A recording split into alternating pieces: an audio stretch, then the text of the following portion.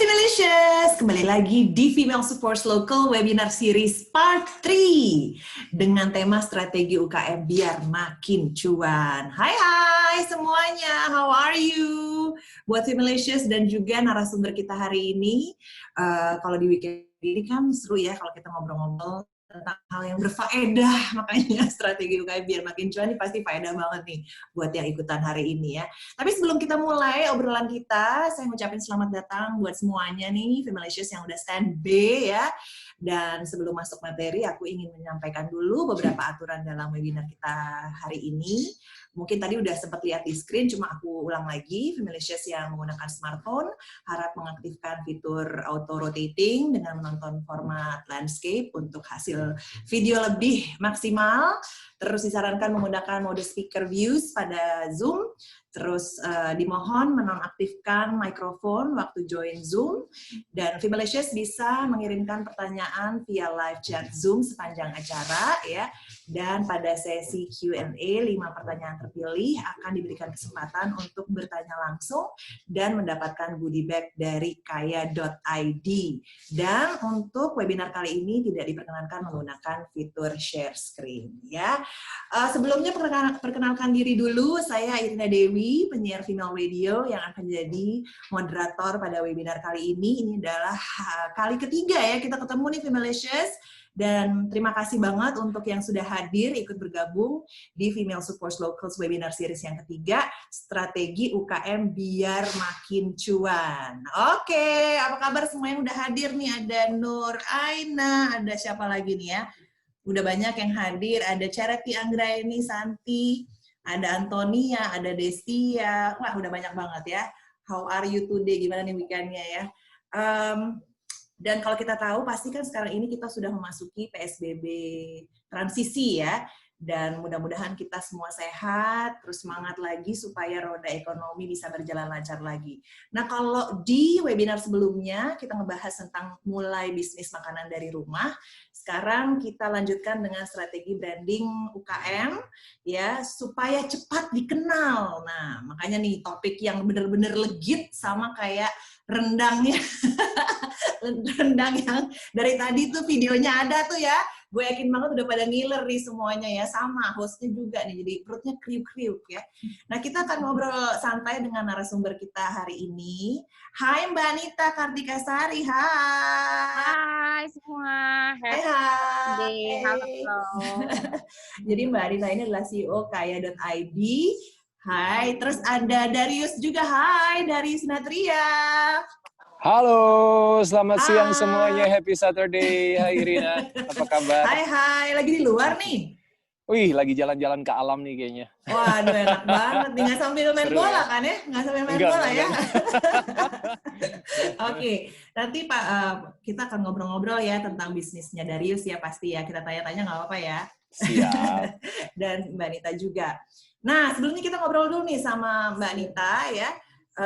Kita mau nanya-nanya soal bagaimana langkah awalnya, tapi untuk info aja tadi saya udah infoin sebelumnya, Mbak Anita Kartikasari ini adalah CEO dari kaya.id, terus berpengalaman sebagai staf ahli Gubernur DKI Jakarta, periode Pak Basuki Cahayapurnama di bidang kemudahan berusaha, is doing business, terus juga penulis buku viral, juga berpengalaman lebih dari 10 tahun di industri consumer goods di Indonesia dan Southeast Asia, Ya, terus kawan punya umurnya dong.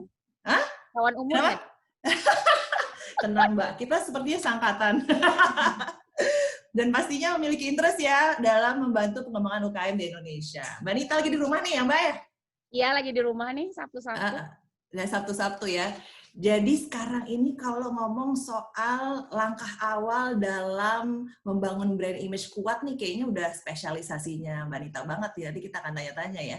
Plus kita juga akan ngobrol sama Darius gimana caranya produk makanan kemasannya bisa naik omset sampai 300% guys, 300% ya di masa seperti ini. Nah, kita akan ngobrol, kita urek lagi kenapa bisa begitu ya.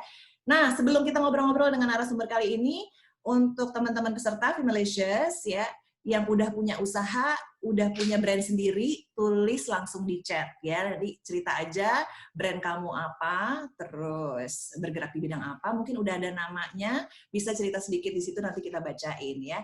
Dan nanti ada 5 peserta yang kita akan ngajak ngobrol secara virtual. Kita nyalain videonya dan pasti ada goodie bag buat kamu. Oke?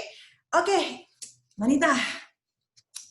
Kayaknya kita sekarang lagi di masa-masa sulit ya, bener ya, Manita ya? Bener ya? Iya. Secara ekonomi ya, kita melihat bukan cuma brand UKM aja, tapi brand-brand besar di masa pandemi ini juga berjuang keras buat bertahan gitu ya. Mungkin Femalicious juga udah lihat ya, ada Thai Airways yang jualan makanan di in-flight gitu ya.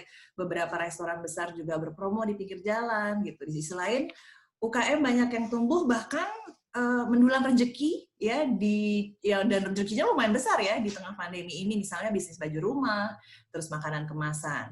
Nah, Mbak Nita, gimana nih kalau kita sudah punya bisnis, langkah awal yang kita harus lakukan supaya kita tetap maju di saat pandemi ini? Apalagi tadi sempat disebutin ya, bisnis makan kemasan Mas Darius dan Mbak Nita sampai 300% nih naiknya di masa pandemi ini. Tapi gimana nih supaya bertahan di masa-masa sulit inilah gitu? Ya. Langkah awal. Aku akan ini sedikit ya, komen sedikit mengenai masa sulit sekarang gitu ya. Seperti yang tadi Mbak Irina udah bilang kan bahwa memang semua nih seluruh dunia tuh ngalamin hal yang sama sekarang, pandemi. Jadi ekonomi itu sekarang kenanya tuh ke seluruh dunia, termasuk brand-brand gede gitu kan. Nah, sebenarnya kalau misalnya kita melihat sebagai UMKM, kita itu harus melihat ini tuh sebagai suatu opportunity sebenarnya. Karena semua brand itu sekarang ada di, baik brand besar maupun kecil, itu semuanya ada di titik yang sama. Oke. Gitu. Justru di titik yang sama ya? Di titik yang sama. Ya bayangin aja, Thai Airways aja itu jualannya sekarang makanan in-flight ya kan. Udah gitu sekarang banyak banget kita lihat restoran-restoran chain itu yang jualannya tuh di lampu merah. Iya, aku pernah lihat tuh ya. Ya kan, gitu. Jadi sebenarnya kita sebagai UMKM tuh harus melihat ini sebagai titik bareng nih untuk mulai gitu. Jadi sebenarnya kita tuh punya kesempatan yang sama. Artinya kita juga harus mulai nih dari sekarang. Untuk kalau misalnya kita mau punya UMKM itu kita juga nggak cuma berpikir sebagai salesman, gimana caranya gue jualan produknya laku, tapi juga berpikir sebagai entrepreneur gitu loh. Gimana caranya supaya nggak cuma brandnya laku, tapi juga brandnya itu berkembang gitu. Seperti itu. Jadi yang dipikirin itu juga dari sisi-sisinya sih, dari sisi brandingnya. Jadi supaya kalau misalnya orang itu mau rendang misalnya, yang kepikiran tuh langsung rendang sederhana. Gitu. Itu yang paling penting untuk bikin, itulah kenapa branding tuh penting gitu loh. Supaya, karena kan kompetitor kita banyak nih. Tapi gimana caranya supaya kalau misalnya orang pingin makan rendang, itu ingetnya adalah rendang sederhana. Nah itu yang harus kita bangun ya. Nah, alhamdulillah sebenarnya kenapa kita waktu itu bisa juga di masa pandemi kok bisa malah naik 300% karena kita tuh beberapa tahun sebelumnya di tahun 2019 tuh kita sudah building brandnya rendang gitu. Jadi pada saat orang harus di rumah, terus orang tuh nggak bisa keluar, nggak bisa, restoran semua tutup, tapi pingin makan rendang, akhirnya alhamdulillah konsumen tuh begitu inget rendang, ingetnya jadinya rendang sederhana kemasan. Iya.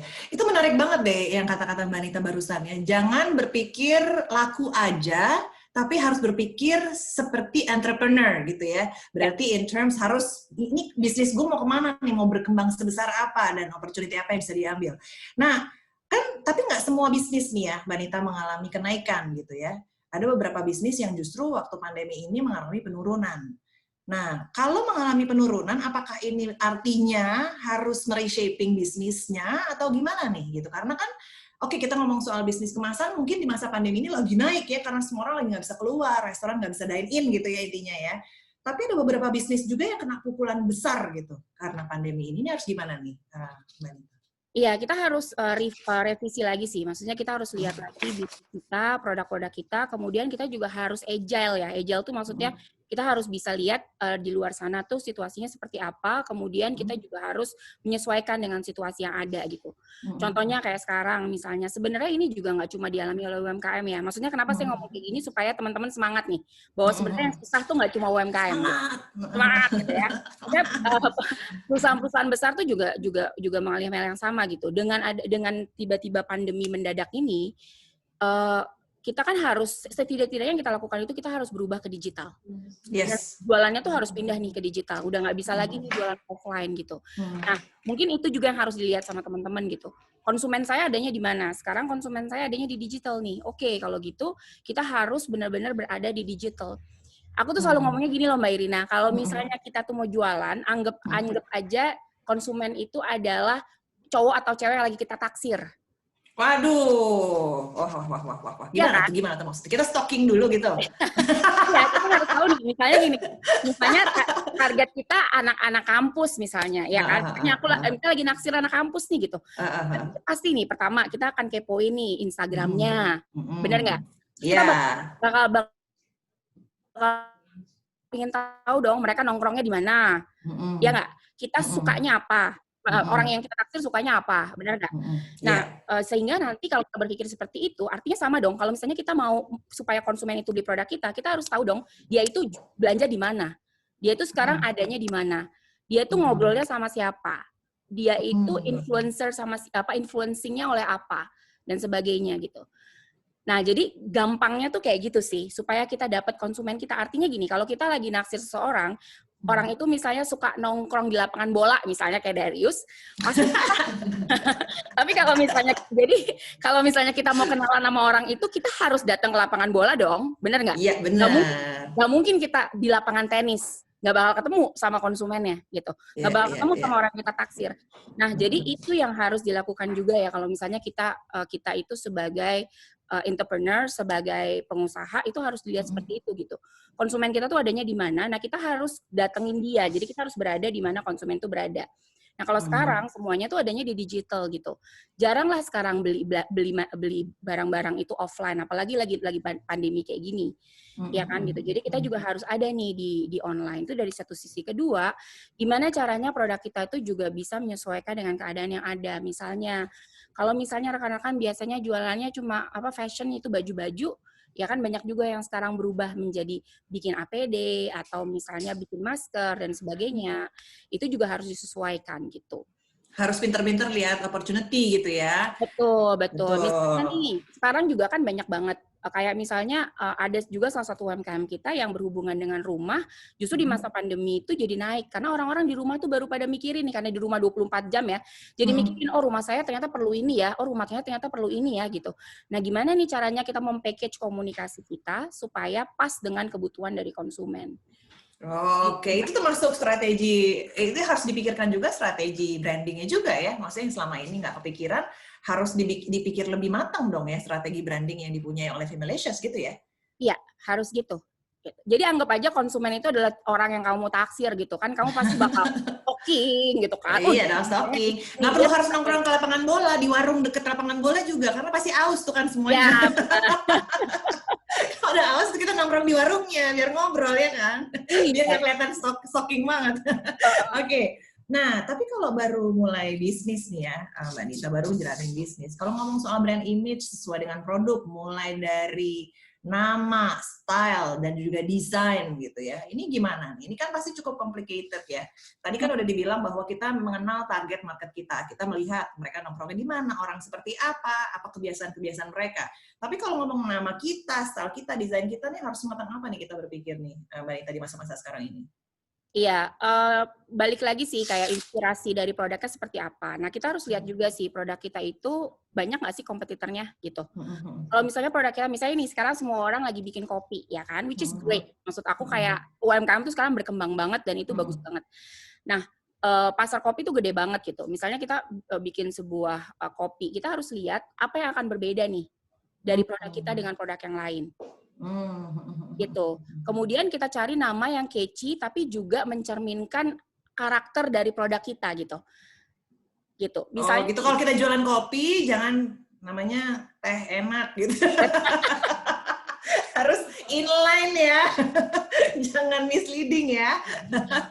Gitu ya sama brand kita. Iya, jadi kayak misalnya harus sama, terus kita harus lihat kompetitor kita tuh siapa aja yang jual produk yang sama, terus apa nih yang akan kita jual berbeda dengan mereka gitu, dengan yang lain. Apa yang bisa kita jual lebih nih dari apa untuk konsumen kita, misalnya gitu. Misalnya nih, kayak misalnya, yang lain semuanya udah jualan susu gula aren gitu kan. Yang belum ada adalah misalnya susu gula aren organik. Oh, harus signature-nya ya dari kita ya. Kenapa nih organik? Karena memang organik tuh lagi happening banget belakangan. Ya kan, lagi happening, orang butuh gitu. Dan belum ada nih misalnya kopi susu organik. Jadi kita harus cari sesuatu yang memang berbeda dengan kompetitor kita gitu. Jadi stalking lah kompetitor-kompetitor kita juga gitu kan. Itu juga salah satunya. Terus cari nama tuh yang benar-benar catchy dan mencerminkan karakter. Jadi gini Mbak Irina, kalau misalnya kita itu ada satu produk gitu ya, sekalian jualan. Saya ada satu produk nih. Waduh, aku lapar nih kalau begini nih. Kalau di tongol-tongolin produknya, aku jadi kelaparan. Mbak Nita tega sama aku ya. Ya terus. Misalnya gitu ya. Kalau lapar, silakan nanti beli Tokopedia. Tetap jualan. Tetap jualan ya. Oke, jadi atau Shopee ya. Jadi gini, misalnya ini adalah produk kamu gitu kan. Kalau dia itu perempuan atau laki-laki, menurut kamu karakternya seperti apa? Menurut aku nih. Ya. Kalau laki-laki produknya ganteng. Ya aku bayangin Darius kayaknya. Soalnya mukanya pas depan aku. Mas Darius. Oke, kalau dia laki-laki dia seperti apa nih ceritanya? Dia kayaknya orangnya kalau dari packagingnya dia orangnya tegas.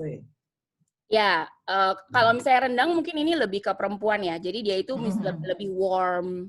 Ya kan? Warm. Terus kayak apa namanya? Dia juga modern gitu. Modern. Ya kan? Nah, dari packagingnya. Ya modern, udah gitu terus simple gitu, ya kan, komunikatif. Makanya kenapa logonya gede gitu.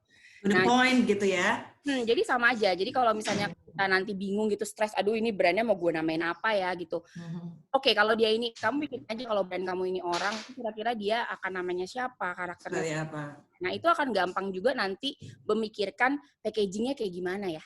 Oke, jadi packaging kita harus mencerminkan target yang kita tuju gitu. Yes.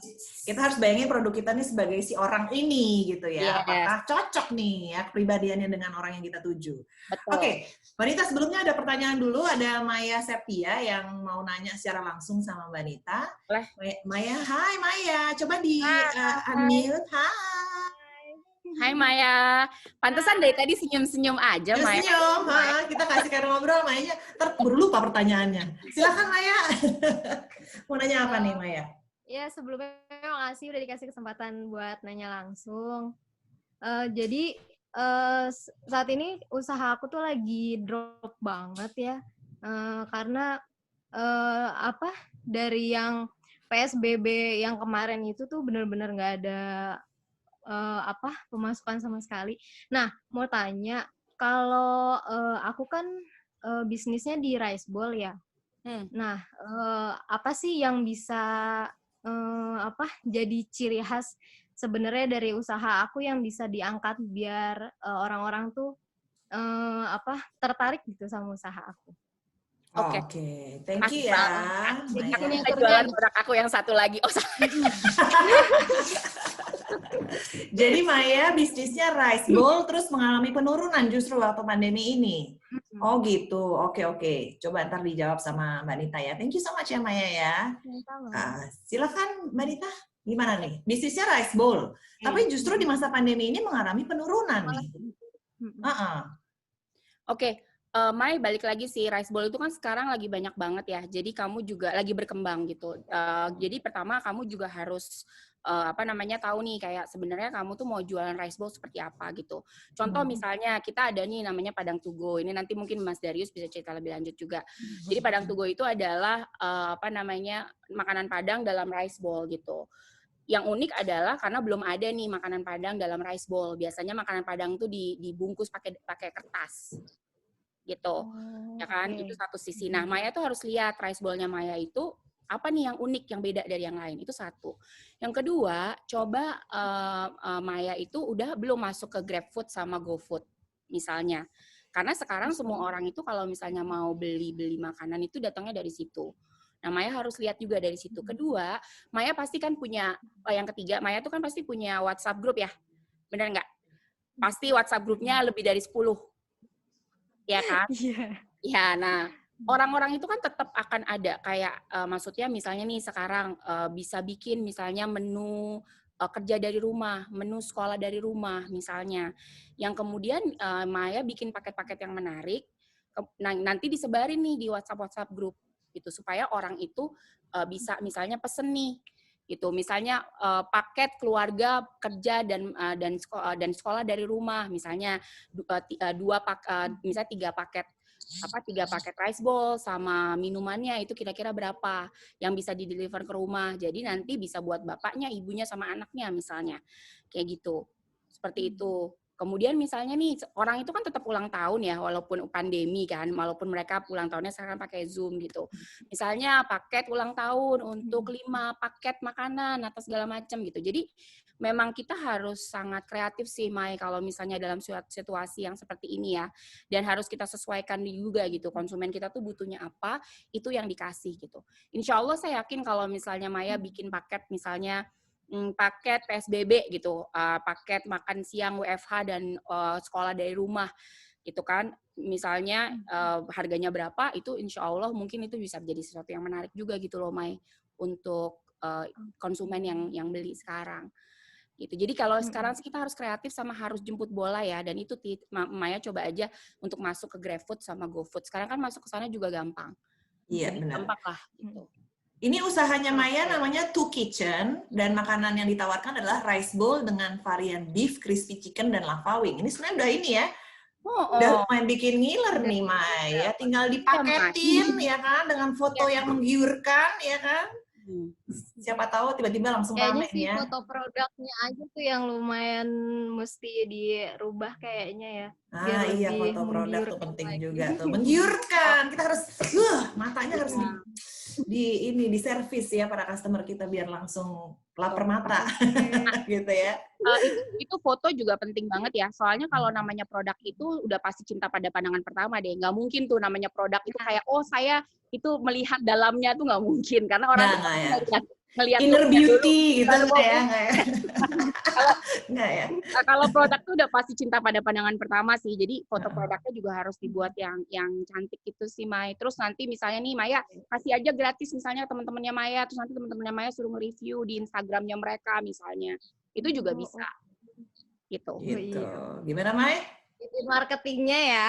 Iya dong, marketingnya. Dan sekarang kan sebenarnya kalau ngomong soal foto udah banyak ya. Sekarang pakai handphone pun foto bisa menarik gitu, Mai. Jadi sebetulnya ya coba diganti fotonya yang lebih menggiurkan, lo taruh di Market Plaza. Kita lihat nih, semoga naik waktu pandemi ini, oke? Amin, makasih ya.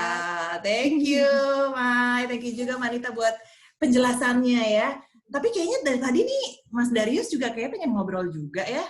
Darius, kita ngobrolnya bareng-bareng aja ya. Jadi antara Darius sama Anita gitu ya.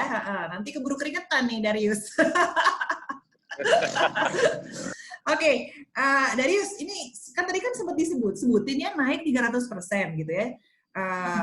Bisnismu ya kan.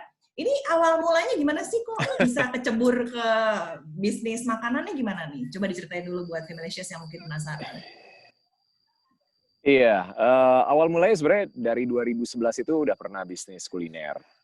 Waktu itu diajakin temen juga gitu. Kita punya warung steak karena waktu itu warung steak lagi heboh, lagi happening lah gitu kan. Itu bertahan sampai sekitar 2014 akhir ya. Nah di 2014 pertengahan ada beberapa temen yang ngajakin join lagi gitu karena mungkin mereka ngelihat aku udah punya pengalaman, udah punya experience di F&B, terus mereka ngajakin gitu. Cuma bentuknya ternyata bukan restoran tapi makanan siap saji gitu. Mereka ada bertiga, jadi aku adalah partner keempat yang gabung gitu dan akhirnya kita diriin sama-sama ya. Diceburin sih sama temen-temen dan biasanya kalau udah kayak gitu aku memang suka untuk ngulik dan suka untuk ini harus jadi gitu karena konsepnya keren banget gitu. Jadi mereka memang datang dengan konsep rendang dalam kemasan tapi challenge-nya adalah tanpa bahan pengawet gitu. Jadi kita sama sekali nggak pakai pengawet gitu. Nah, itu kita riset, kita tes di lab segala macam, terus kita cari ini cara pengemasan yang paling efisien dengan kemampuan kita pada waktu itu tuh seperti apa gitu kan. Akhirnya kurang lebih sekitar 6 sampai 8 bulan lah kita riset. Di akhir 2014 itu akhirnya kita pertama kali produksi rendang sederhana ini gitu. Dalam kemasannya masih seperti sekarang, dalam vakum gitu kan. Terus akhirnya berjalan sampai tahun 2018. Kita ngerasa secara produksi backbone-nya udah oke banget gitu ya. Kita udah bisa jaga standar kualitas ya segala macam gitu. Terus udah settle lah gitu. Cuma secara distribusi dan marketing sama branding produknya sendiri, di antara kita berempat nggak ada yang benar-benar jago nih gitu kan. Jadi akhirnya aku coba cari-cari informasi. Terus kebetulan aku sama Mbak Nita memang udah cukup lama kerjasama sebelumnya dari tahun 2007 ya.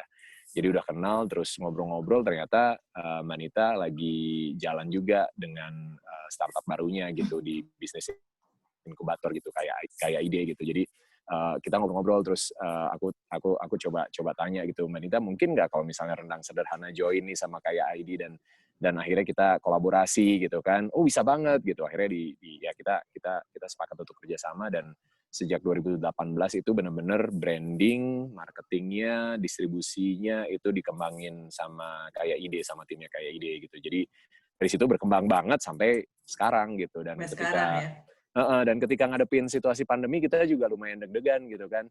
Ini responnya bakal gimana nih gitu. Cuma mungkin memang kenapa bisa naik, sekalian ngejawab ya, pasti kan jadi pertanyaan nih, pandemi kok bisa naik 300% gitu kan.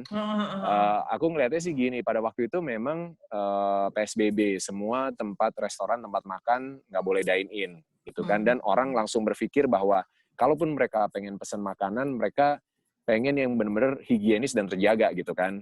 Dan semua bisnis F&B itu kayak butuh waktu untuk adjust kan, nggak bisa langsung direct, mereka langsung siap dengan prepare dengan apa yang sekarang mereka punya kemasan baru misalnya gitu kan, punya standar baru lah. Jadi disitulah produk kita ternyata jadi salah satu pilihan untuk konsumen yang ingin punya stok bahan makanan yang siap masak juga di rumah, siap saji gitu kan. Jadi nggak perlu ribet-ribet masak gitu kan. Dan dijamin higienisnya karena itu di-seal dalam vakum, bisa tahan sampai 4 bulan di suhu ruangan gitu. Jadi praktis banget, tinggal dikeluarin dari bungkusnya bisa langsung dimakan, nggak usah dipanasin gitu kan. Gitu. Jadi kita ini pas banget nih buat ibu-ibu yang sekarang ini lagi WFH tapi harus ngurus anak-anak sekolah online juga kan. Suka nggak sempet masak soalnya. Iya, nggak sempet masak. Jadi tinggal masak nasi kan gampang tuh, tinggal colokin rice cooker. Lauknya pakai rendang sederhana dong. Iya benar. Nah ini yang kan tadi sempat Darius bilang berhubungan juga dengan yang Mbak Nita bilang tadi ya, signature dari produk kita. Kalau ngomong soal rendang ada banyak, tapi dipilih ini nggak pakai pengawet loh, gitu kali ya Mbak Nita ya. Jadi ini signature-nya yang dipilih supaya membedakan brandnya rendang sederhana ini dengan brand lain, gitu ya Mbak Nita ya. Iya, jadi kayak yang tadi Darius bilang gitu, kalau kita kan benar-benar resepnya tuh otentik gitu kan. Kemudian juga tadi tanpa bahan pengawet, yang paling penting itu adalah orang kalau ngelihat packaging kita tahu bahwa ini bakal higienis gitu. Dan ini pasti insya Allah kalau lagi kayak sekarang itu kan lagi pandemi itu kan ini banget ya, maksudnya kayak orang tuh benar-benar concern-nya itu ya bersih gitu kan. Dengan packaging kita yang kayak gini kan orang jadi ngelihatnya tuh bersih gitu. Udah gitu terus ya kalau alhamdulillah nih kalau packaging kita dijajarin sama rendang yang lain sih insya Allah orang pasti ngelihatnya oh ini udah yang pasti paling bisa diandelin lah gitu. Oke. Aku sempat kaget juga karena tadi Darius sempat cerita kan sampai dites dulu ke lab segala macam ya buat supaya seal-nya itu bisa mempertahankan kesegaran produk selama 4 bulan dan tanpa pengawet gitu kan. Itu benar-benar dipikirin banget ya supaya produknya itu tetap fresh gitu. Ini mungkin bisa jadi edge juga buat Femalicious gitu ya. Meskipun tadi kita ngomongin soal target market, tapi produknya sendiri benar-benar harus bikin orang jadi tenang sebenarnya ya Mbak Nita ya. Apalagi di masa pandemi ini orang sangat concern dengan namanya higienis, dengan namanya kebersihan gitu. Jadi memang make sure your customer is satisfied dalam arti mereka tenang gitu bahwa kita menjaga kebersihan produk yang kita jual gitu. Apalagi kalau berhubungan dengan makanan gitu ya, Manita ya. Ya. Oke. Nah, tapi ini kan awal-awal ya. Kalau misalnya tadi udah dibahas soal brand, target market sampai harga jual. Nih, mungkin Darius ya. Waktu itu sampai nentuin harga jualnya sekian, terus menentukan target marketnya itu gimana waktu itu, Darius? Sampai ketemu. Waktu itu, aduh kita targetnya masih... ibu-ibu gitu. Langsung, wah gue pengen ibu-ibu nih gitu kan. Karena fans gue banyak ibu-ibu nih soalnya gitu kan. Mungkin diajak karena itu kali ya. Oh, iya. Gimana?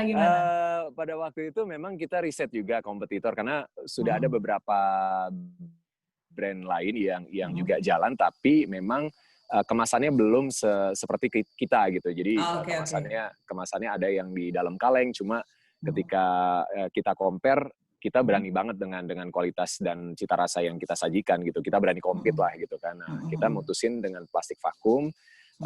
Ya kita hitung COGS-nya atau HPP-nya ya, kita hitung semuanya gitu kan. Lalu dari sana baru kita tambahkan untuk misalnya biaya distribusi, marketing cost segala macam gitu. Barulah ketemu harga kita untuk kita bisa lepas ke pasar itu berapa gitu. Dan kita kan juga pada waktu awal-awal memang sudah pakai sistem reseller gitu kan. Jadi ada beberapa reseller gitu. Terus kita titip juga di beberapa restoran sederhana. Jual di sana juga gitu. Jadi itu lumayan challenge sih memang untuk nentuin harganya ya. Kita compare juga sama kompetitor kita. Jadi kita dengan value produk yang kita kasih, lalu dengan harga kompetitor kita akhirnya memutuskan harganya yang pas untuk market yang jadi target kita segini gitu. Makanya kita kamat dengan harga yang sampai sekarang masih kita pertahanin. Udah berapa tahun ya? Berarti udah 6 tahun belum kita naikin loh harganya. Keren nggak? Wah, 6 tahun belum direvisi harganya. Kok bisa? Keren ya, keren ya. Itu udah ganti 3 kali loh.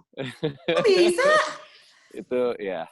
Berarti penentuan harga di awal juga penting banget ya, Mbak Nita ya. Karena kan customer pasti ngerespon banget ya kalau naik harga. Sekarang kan banyak yang mengalami masalah gitu kan. Yeah. Selain bisnisnya juga mandek misalnya, terus pemotongan gaji di tempat kerja karena pandemi ini terjadi gitu ya. Jadi kalau misalnya memang harga bisa dipertahankan dari awal, sebenarnya sesuatu yang bagus buat customer ya nggak sih, bahwa kita udah menentukan harga bagus, jual yang pas bahkan, gitu. Bukan ya. Cuma mempertahankan. Ini tapi kita Darius yang sampai putus-putus. Sekarang pun masih gitu kan. Kita ada promo atau setiap putus ya? Coba sekarang. Nah, ya silakan. Tadi sempat putus. Oke. Ya, jadi bukan cuma mempertahankan harga, tapi kita juga tetap kasih promo-promo diskon dan banyak benefit buat konsumen kita gitu di situasi pandemi seperti ini. Oke. Jadi bukan cuma nggak naik harganya, tapi juga bisa memberikan promo ya, itu penting ya, promo itu ya. Nah, kalau kita ngomongin soal, tadi kan sempat bangun brand image yang kuat, target audience udah tahu ya. Nah, kalau kita ngomong bisnis makanan nih, mungkin bisa dijawab sama Mbak Nita, bisa dijawab sama Darius juga. Tren makanan itu kan cepet banget berubah ya, gitu ya, tren makanan gitu. Dengan berbagai varian, terus yang dengan wah ini yang organik, ini yang A, B, C gitu. Orang makin rame lah, apalagi di masa pandemi ini semua orang banyak bergerak di bisnis makanan. Nah, ini soal ngikutin tren gimana nih? Gitu ya. Kalau kita ngomong soal bisnis makanan yang mengikuti tren, haruskah kita ikuti tren yang ada nih, Mbak Nita dan juga Darius, mungkin dengan varian-varian atau gimana, atau justru udahlah, kita stick to what we know aja, kita nggak perlu harus terpengaruh dengan tren-tren yang berlaku di luar sana. Ini gimana nih yang harus dilakukan oleh seorang pebisnis, terutama berhubungan dengan UMKM nih? Oke, ini aku dulu kali ya, Darius ya. Iya. Gini, kalau menurut aku kita harus selalu inovatif. Gitu ya, nggak hanya ngikutin tren tapi juga inovatif. Inovatif itu artinya adalah bagaimana caranya produk kita ini bisa dikembangkan lebih besar lagi. Kayak contohnya rendang sederhana ini kan ada rendang sapi, ada rendang suwir, sama ada rendang paru gitu kan. Nah, kita juga sedang berinovasi lain nih. Kita juga lagi research, Darius lagi research, aku lagi nunggu hasilnya Darius, kita lagi research beberapa hal juga gitu. Nah, kita juga harus lihat nih konsumen itu seperti apa, masukannya konsumen seperti apa, feedbacknya konsumen seperti apa, dan sebagainya. Karena sebenarnya kalau misalnya di marketing, ini yang namanya inovasi itu ada 2. Yang pertama adalah product innovation, yaitu kita mengeluarkan produk baru, tapi harus tetap sejalan dengan produk kita yang awal ya, jangan tiba-tiba beda banget gitu kan. Terus yang kedua adalah jangan tiba-tiba jualan cendol gitu ya. Cendol sederhana dong. Cendol sederhana jadi gak cocok ya cendol sederhana. terus. Yang kedua itu ada yang namanya marketing innovation gitu. Marketing innovation itu macam-macam, bisa misalnya kita ganti packaging, bisa kemudian kita ganti komunikasinya gitu.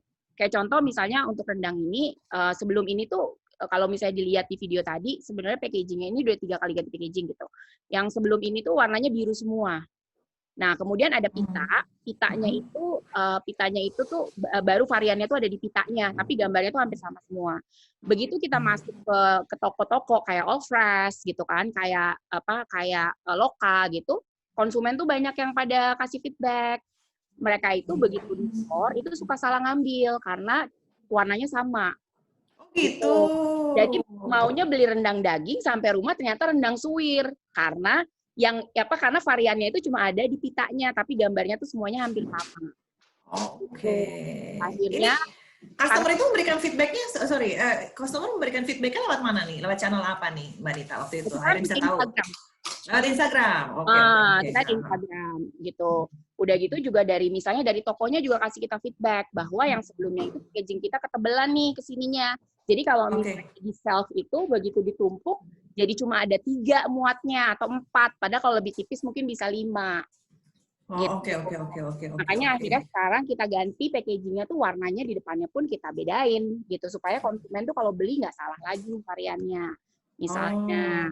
Oke. Apalagi kan kalau misalnya ibu-ibu ya kadang-kadang kalau belanja di supermarket kan sama anak-anak ya, itu kan anaknya pada minta ini, minta itu, tuh main comot, taunya bukan yang kita mau karena warnanya mirip gitu. Itu juga harus dipikirin ya. Pakai varian kita juga kalau bisa dibedain tuh packagingnya biar enak ya, gitu ya, Mbak Nita ya. Jadi sebenarnya inovasi itu bisa macam-macam ya, nggak harus product innovation karena product innovation itu mahal. Dan lama. Produksi. Itu lama banget. Apalagi kalau makanan dan kalau misalnya Darius, yang paling aku suka banget sama Darius dan timnya itu kan mereka tuh serius banget kalau develop produk gitu. Benar-benar kayak rasanya gitu. Dagingnya keras atau enggak, udah gitu packagingnya kayak gimana, harus higienis dan segala macam gitu kan. Dan itu biasanya butuh waktu gitu. Nah, jadi kita bisa melakukan macam-macam nih untuk apa komunikasinya yang kita inovasikan, apakah packaging yang kita inovasikan kayak gitu. Tapi di inovasinya itu pun berdasarkan konsumen lagi tadi, orang yang kita taksir lagi nih gitu. Supaya kita taksir kasih feedback apa nih ke kita nih gitu. Oke, itu yang kita develop dari situ. Kita develop ya. Tapi juga mungkin yang sesuai dengan brand kita juga ya, kita juga nggak bisa terlalu dengerin full juga ya. Kadang-kadang kan karena memang kalau mayoritas mau seperti itu mungkin kita dengerin, tapi kalau 1-2 mungkin masuk konsiderasi aja gitu kali Mbak Nita ya. Ya kalau misalnya netizen julid aja sih ya udah udahlah ya. Itu harus dihadapi sebagai pengusaha UMKM ya. Yang julid itu harus sabar intinya ya. Sis, harus sabar sis. Jangan gampang baper. Jangan gampang baper. Nanti kasihan customer juga lagi baper soal di rumah ya. Emang harus sabar-sabar ya. Oke, mungkin Darius mau nambahin nih soal yang tadi kita obrolin. Kan tadi udah ngomong soal product innovation, marketing innovation. Mungkin kalau Darius dari produknya kali ya, product innovation waktu itu kepikiran mau serius sekali menggarap ini nih, kenapa nih gitu kan? Soalnya menyangkut banyak hal begini. Sebenarnya ketika diajakin, yang pertama kali aku lihat adalah opportunity ini inline nggak sama needs dari market yang ada gitu. Oke, kalau kita ngomongin makanan, pasti semua orang akan selalu butuh makanan. Tapi yang jual makanan kan juga banyak banget gitu. Dan Indonesia kan kalau ngomongin cita rasa Nusantara itu dari Aceh sampai Papua itu banyak sekali gitu kan. Beragam banget gitu. Jadi selling point-nya dari si rendang dalam kemasan ini apa gitu. Ternyata kan memang dari tahun 2010-an itu kan sempat ada survei makanan terenak di dunia gitu ya. Dan rendang itu selama beberapa tahun itu di nomor 1 terus gitu. Jadi itu aku sebagai orang Padang bangga sekali, Ci. Orang Minang demen banget rendang. Sampai dibikinin lagu kan sama orang bule nasi Padang. Iya, gitu kan. benar. Sampai dibikin lagu ya saking enaknya. Jadi itu udah jadi salah satu selling point yang kuat banget gitu. Nah, semua orang Indonesia rasanya dari suku manapun kalau ketemu makanan Padang, ya mereka terima-terima aja bisa makan gitu kan. Restoran Padang ada dimanapun gitu. Itu juga jadi challenge sebenarnya. Yang membedakan kita dengan misalnya rendang di restoran Padang yang lain apa gitu, atau produk dalam kemasan siap saji yang berbentuk rendang itu apa gitu. Jadi dari situ akhirnya kita coba develop sehingga bisa menjawab needs dari marketnya sendiri gitu. Dan pada waktu awal memang market kita itu cuma dua. Satu adalah ibu-ibu rumah tangga dan orang-orang yang mungkin tinggal di tempat kos gitu ya. Jadi mereka sebutannya BCB mungkin ya, yang mereka mungkin kerja setiap hari pulang, tapi mungkin space untuk masak juga terbatas dan bosen untuk selalu makan di luar gitu ya, pengen makan di rumah yang praktis gitu kan, sama traveler sebenarnya. Karena aku juga suka traveling bareng sama Donna dan sama teman-teman partner aku juga yang bertiga ini juga suka traveling gitu kan, dan kadang kita yang kita kangenin itu makanan Indonesia gitu kan. Kalau udah lewat 4-5 hari itu kangen juga ya makanan Indonesia gitu. Nggak ada sambal itu kayaknya gimana nggak gitu. Kurang gitu ya. Gitu. Nah, dengan rendang ini waktu kita lagi develop produknya itu, pas kebetulan kita liburan rame-rame, terus kita bawa, itu kita kayak bener-bener yang wah gila ini sih, beneran nih kalau traveler pada jalan-jalan terus bawa rendang ini praktis banget gitu kan, mau di hotel misalnya tinggal order nasi dari restoran hotelnya, makan pakai rendang gitu kan, terus proses manasinnya juga bisa dengan air panas di kamar mandi gitu kan, atau pakai water boiled yang ada di kamar, tinggal celupin aja, praktis banget gitu. Jadi itu kita experience sendiri sehingga kita bisa convincing calon konsumen kita gitu bahwa produk ini tuh benar-benar bisa menjawab kebutuhan kalian ketika kalian misalnya traveling gitu. Kalau di rumah udah nggak perlu diraguin lagi deh, disimpan. Kalau misalnya tiba-tiba masakan habis atau apa pengen makan rendang, tinggal gunting bungkusnya, udah tinggal buka, tinggal makan doang gitu. Nggak perlu repot-repot order dulu atau apa. Jadi bisa di stok gitu loh, makanan siap saji yang bisa di stok. Dan ya itu underline-nya salah satunya adalah tanpa pengawet, benar-benar pure, nggak pakai pengawet sama sekali gitu. Iya. Itu bagus banget sih. Aku soalnya termasuk traveler yang suka nyembunyiin rendang 5 kilo di koper. Dan itu menolong banget. Pertama buat nge-save. Suka bocor kan? Iya, kan bocor. Packingnya kan suka bocor ya. Jadi itu kita juga ngalamin gitu kan, suka bocor, nanti ada baju yang atau koper kita kena gitu kan, itu repot banget gitu. Nah ini kita tinggal taruh gitu, dan kalau 5 potong kita traveling pasti sekali makan habis lah gitu kan. Kalau traveling lebih dari 2 orang gitu kan, pasti sekali makan habis gitu. Jadi nggak perlu repot-repot lagi gitu untuk nyimpen atau apa gitu. Kalau kita bawa kayak 5 kilo terus dalam satu tempat yang sama harus bungkus lagi. Oh benar, itu terjadi. Dan yang terjadi sama aku adalah bocor, jadinya udah kece-kece, shell-nya bau rendang. Gimana ya? Jalannya boleh so kece ya. Winter Wonderland. Bau rendang. Waduh. Ini packaging-nya makanya dipikirin banget juga karena Darius juga traveler ya, jadi pengennya ini aman biar dibawa kemana-mana. Dan kalau ngomongin inovasi tadi, di awal memang kita cuma hadirkan variannya adalah rendang daging. Gitu. Tapi setelah tahun ketiga itu kita mulai develop rendang suwir dan rendang paru gitu. Nah ini juga challenge-nya juga beda lagi karena kan bahannya beda gitu kan, proses memasaknya juga beda gitu. Jadi itu juga jadi challenge juga buat kita. Tapi akhirnya karena kita itu yang tadi aku bilang, backbone kita di kitchen tuh udah solid banget. Jadi akhirnya bisa jadi satu produk yang melengkapi varian rendang daging. Oh ya, itu inovasi produknya berarti ya. Jadi orang punya pilihan. Orang suka memilih gitu kan. Rendang daging, habis itu apa lagi nih, rendang paru gitu kan. Dan rendang suwir itu kan pas banget ya kalau anak-anak yang mungkin belum terlalu bisa ngomongnya, itu kan enak banget tuh kalau dicampur nasi. Bener gitu banget. Kan. Kayak abon dia soalnya, tapi kayak abon gitu. Iya. Terus kalau misalnya kita keluar kan paling suka tuh orang Indonesia biasanya bawa mie instan kan.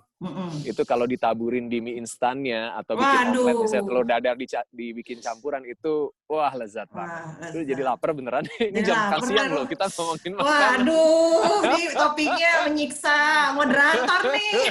Jadi lapar ya. Oke. Thank you Darius buat penjelasannya. Ini kita akan ngobrol dulu sama Femalicious ya, karena udah banyak banget yang nanya. Sekarang kita ngajak Fitri nih buat nanya. Fitri, dibuka mic-nya sayang, terus mau nanya sama siapa nih? Sama Mbak Nita atau sama Darius? Hai Fit. Welcome to Female Supports Local, sayang. Silakan langsung bertanya. Dari Tegal nih. Oh, di Tegal. Oke, Tegal itu salah satu kota pertama yang lockdown, bener ya? Betul. Oke, Betul. berapa sih PSBB? Saya ngalamin COD-an gelap-gelapan di depan beton-beton kayak gitu. Jadi antar kota kan ditutup pakai beton nih. Kita COD-an di depan beton. Oh ya ampun, depan beton. Ini usahanya apa nih, Fitri? Usahanya minuman. Jadi kalau tadi ngobrolin tentang makanan, saya minuman. Jadi minuman dari jus rempah-rempah kayak gitu, kayak jus herbal. Ya, herbal. Nah, Namanya apa? Nyonya Strong, bener ya? Iya, betul. Nyonya Strong. Pas ya di masa-masa sekarang ya, kita nggak boleh weak jadi perempuan. Oke. Ini tuh usaha, ini usaha udah 3 tahun, sudah mau masuk 3 tahun. Stabil sih, penjualannya stabil. Terus di awal pandemi agak meningkat sedikit. Terus habis itu turun kayak gitu loh. Nah, yang mau tak tanyain itu karena saya orang daerah ya. Kalau mau endorse, katakanlah endorse artis kayak gitu, ngaruh nggak sih sebenarnya? Kayak misal endorse Mas Darius nih, itu sebenarnya ngaruh. Wah, Mbak Anita, Mas Darius mau dibajak tuh gimana? Mbak, hati-hati, ini kayaknya ada manajernya Darius di sini, nanti langsung dislap. Oke. Kalau aku lihat di Instagram itu kan sesama kompetitor itu dia packagingnya udah bagus-bagus, sudah segala macam bagus lah. Cuma saya ngambil kelebihannya, ya dikelebihin di bawang lanangnya. Jadi memang benar-benar buat kesehatan. Cuma untuk nge-blow up iklan-iklan untuk sampai ke media-media itu saya masih agak ragu-ragu karena mesti ada MD. Kayak tadi kan Mas Darius, makanan frozen ya, kalau frozen kan setahu saya harus ada MD, harus ada BP POM, jadi masih agak ragu kalau mau mengiklankan kayak gitu loh. Oke. Itu gimana ya enaknya ya biar jadi tambah dikenal. Tambah dikenal ya, oke. Berarti nih kita ngomongin soal influencer ya kali ya, berapa efeknya sih influencer dan apa yang harus kita lakukan untuk bikin brand kita dikenal orang gitu ya, kira-kira ya? Iya. Mbak Fitri ya, oke silahkan. Mungkin Mbak Anita dulu yang akan jawab, gimana nih supaya brandnya berkembang, bentuk iklan seperti apa, supaya orang, berarti brand awareness ini ya, dan juga penggunaan influencer gitu. Ini dari sebentar lagi kayaknya. Ada ini Mbak, ada warning, maksudnya kalau produk kesehatan kan nggak bisa serta-merta langsung ditayang-tayangin kayak gitu. Oh, oke. Ya. Harus ada koridor-koridor yang dilewati gitu ya pokoknya intinya ya. Oke. Silakan Mbak Nita dijawab mungkin yang soal ini dulu ya, soal brand awareness dulu ya, supaya brand kita dikenal orang, habis itu baru soal influencer. Ya. Brand awareness, gini Mbak Fitri, brand awareness itu kan tentang gimana caranya supaya misalnya nih tadinya yang tahu tentang produk kita 1 orang, kemudian jadi 10 orang, jadi 100 orang, jadi 500 orang dan sebagainya. Nah, sebenarnya strateginya itu juga harus dilihat lagi. Kayak misalnya Mbak Fitri ini sekarang kebanyakan yang beli itu mana nih? Apakah orang-orang di sekitarnya Mbak Fitri aja? Ya kan itu satu. Kemudian yang kedua dilihat lagi Mbak Fitri itu berikutnya maunya brand awareness-nya ini kemana nih? Gitu. Apakah mau langsung ke nasional, apakah misalnya dari Tegal itu ke daerah Jawa Barat dulu nih, misalnya karena keterbatasan pengiriman dan sebagainya gitu. Karena kalau minuman itu kan juga harus dilihat ya Mbak, kayak expiry dates-nya berapa lama nih. Kalau misalnya contohnya untuk saat ini expiry date-nya itu adalah seminggu gitu kan. Oke, kalau seminggu mungkin baru bisa mengatasi daerah-daerah Jawa Barat dulu nih gitu, karena waktu delivery-nya juga misalnya. Nah, hal-hal seperti itu harus dipikirkan juga Mbak Fitri supaya istilahnya itu pada saat kita melakukan strategi itu jadinya tuh efektif gitu loh. Nggak cuma buang-buang uang aja gitu. Nah, itu harus dipikirkan dulu. Kira-kira nih yang berikutnya, next-nya ini adalah konsumen yang mau saya targetkan itu di daerah mana yang sesuai juga nih dengan produk saya saat ini gitu. Nah, bicara tentang influencer, balik lagi semuanya itu tergantung lagi nih Mbak tentang apa nih fungsi dan objektifnya gitu. Karena kalau misalnya kita nggak punya strategi yang tepat, nanti misalnya nih kalau misalnya pakai Mas Darius, terus Mas Darius posting 1 kali, ya kan orang mungkin ingat 1 kali itu, tapi kemudian kalau kita tidak melakukan apa-apa setelahnya, ya udah orang nggak akan ingat lagi gitu. Jadi kalau misalnya memang mau pakai influencer itu harus disupport juga dengan hal-hal yang lain sehingga itu bisa jadi sesuatu yang jadinya kuat gitu. Tidak hanya satu kali aja. Kalau misalnya bicara tadi kan sebenarnya gini Mbak, nggak harus BPOM. Kalau misalnya di kita tuh ada PIRT namanya. Nah PIRT ini tuh sebenarnya gampang kok, bisa online kalau sekarang dan lebih gampang prosesnya. Kalaupun misalnya PIRT-nya belum ada, nggak apa-apa. Mulai aja Mbak dari komunitas. Misalnya nih, minta aja dulu dari keluarga-keluarga kita untuk endorse di di Facebook masing-masing atau Instagram masing-masing, misalnya teman-teman dekat kita itu dulu mereka bisa nggak kayak endorse, kemudian mereka masukin. Nah itu kan akan lebih banyak orang yang kemudian posting di sosial medianya mereka. Misalnya nih Mbak Fitri itu kenal sama aku, Mbak Maya sama Mbak Irina gitu kan, kasih gratis lu cobain. Aku yakin deh kalau teman-teman tuh pasti mau bantuin. Misalnya Mbak Irina postingnya di minggu ini, Mbak Maya postingnya minggu depan, saya postingnya di minggu depannya lagi misalnya. Karena gini, sekarang ini pun teman-teman kita itu juga bisa dianggap sebagai influencer kalau mereka punya social media. Karena kebanyakan orang-orang sekarang pun followernya tuh minimum 100, ya kan, 200, 300 gitu. Kemudian juga mulailah jual dari WhatsApp grup, WhatsApp keluarga dan sebagainya. Mulai aja dulu Mbak dari hal-hal yang kecil-kecil kayak gitu. Nah, balik lagi tadi dilihat lagi nih, produk kita itu kalau misalnya nanti ada orang Jakarta yang mau beli atau orang Jawa Timur mau beli, kira-kira bisa nyampe ke mereka dengan aman nggak nih? Jangan sampai begitu nyampe ke mereka udah expired, nanti kan mereka kecewa. Misalnya. Kayak gitu. Hal-hal yang seperti itu sih Mbak Fitri harus dipikirkan, jadi nggak hanya meng-hire influencer aja. Gitu. Gimana Mbak Fitri? Oke, itu ntar kalau misal mau kasih gratis ke Mbak-Mbak dan Mas, gimana nih? Nanti kita ngomongin pas di acara udah selesai ya, kita WhatsAppan lagi ya. Darius, ada yang mau ditambahin mungkin? Iya, tadi aku baca komennya tuh, udah ada PIRT gitu kan, terus bisa expired date-nya 6 bulan gitu, itu sebenarnya udah bagus banget sih gitu. Nah cuma kan memang kalau minuman kesehatan aku kurang paham untuk izin-izinnya ya.